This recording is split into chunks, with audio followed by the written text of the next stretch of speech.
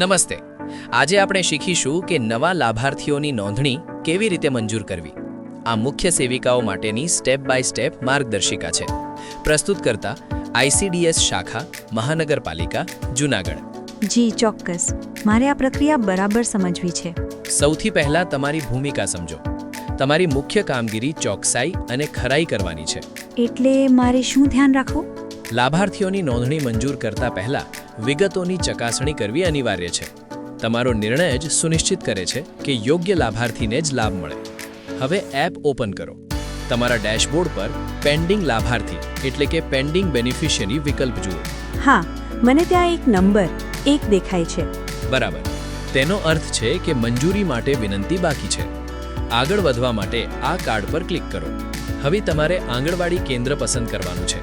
જે કેન્દ્રના નામ નીચે પેન્ડિંગ લખેલ હોય અને સંખ્યા પીળા રંગમાં હોય તે શોધો. હા, અહીં ખમધ્રોલ 5 કેન્દ્રમાં એક વિનંતી પેન્ડિંગ બતાવે છે. સરસ. હવે યાદી જોવા માટે તે કેન્દ્રના નામ પર ક્લિક કરો. હવે તમને કાર્યકર દ્વારા મોકલવામાં આવેલી વિનંતીઓની યાદી દેખાશે. લાભાર્થીનું નામ ચકાસો. જેમ કે અહીં સીડા પરીના છે. મારે આની પૂરી વિગત જોવી હોય તો? સંપૂર્ણ વિગતો જોવા માટે વ્યૂ પ્રોફાઇલ એટલે કે પ્રોફાઇલ જુઓ બટન પર ક્લિક કરો. હવે સ્ટેપ 1 છે ઓળખની ખરાઈ. પહેલા જુઓ કે નામ આધાર અથવા ઓળખ કાર્ડ મુજબ સાચું છે. હા, નામ બરાબર છે. મોબાઈલ નંબર પણ ચેક કરવાનો ને? હા, જુઓ કે મોબાઈલ નંબર માન્ય છે કે નહીં. અને ખાસ વોટર ID સેક્શનમાં વ્યૂ પર ક્લિક કરી દસ્તાવેજ તપાસો. હવે સ્ટેપ 2 પાત્રતા અને આરોગ્ય વિગતો તપાસો. જુઓ કે લાભાર્થીની કેટેગરી દાખલા તરીકે અધર સાચી છે. ઓકે, અને તારીખમાં શું જોવાનું છે? LMP તારીખ એટલે કે છેલ્લી માસિકની તારીખ તપાસો. અને ગર્ભાવસ્થાની વિગતમાં ખાતરી કરો કે શું આ પ્રથમ ગર્ભાવસ્થા છે કે નહીં. અહીં નો લખ્યું છે. મેં તપાસ્યું, બધી માહિતી અને દસ્તાવેજો સાચા છે. તો પછી લીલા રંગનું એક્સેપ્ટ બટન દબાવો. એનાથી શું થશે? આ લાભાર્થી હવે સિસ્ટમમાં સક્રિય એટલે કે એક્ટિવ થઈ જશે.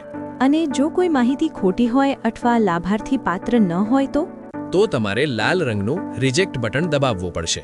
મારે કોઈ કારણ આપવું પડશે? હા, અસ્વીકાર કરવાનું કારણ આપવું પડી શકે છે અને આંગણવાડી કાર્યકરને સુધારા માટે જાણ પણ કરવી પડશે.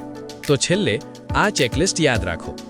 ડેશબોર્ડ નોટિફિકેશન જુઓ, દસ્તાવેજો સરખાવો, LMP અને ગર્ભાવસ્થાની સ્થિતિ ચકાસો. હું રોજ નિયમિતપણે ડેશબોર્ડ તપાસીશ અને શંકા હશે તો કાર્યકર સાથે વાત કરીશ. ખૂબ સરસ. યાદ રાખજો, પોષણ અભિયાનમાં તમારું યોગદાન મહત્વપૂર્ણ છે. ચોક્કસ, કારણ કે સચોટ ડેટા એટલે સાચું પોષણ. વધુ નવી માહિતી અને અપડેટ્સ માટે તમે અમારા ICDS શાખા મહાનગરપાલિકા જૂનાગઢના સોશિયલ મીડિયા પેજ સાથે જોડાયેલા રહેજો.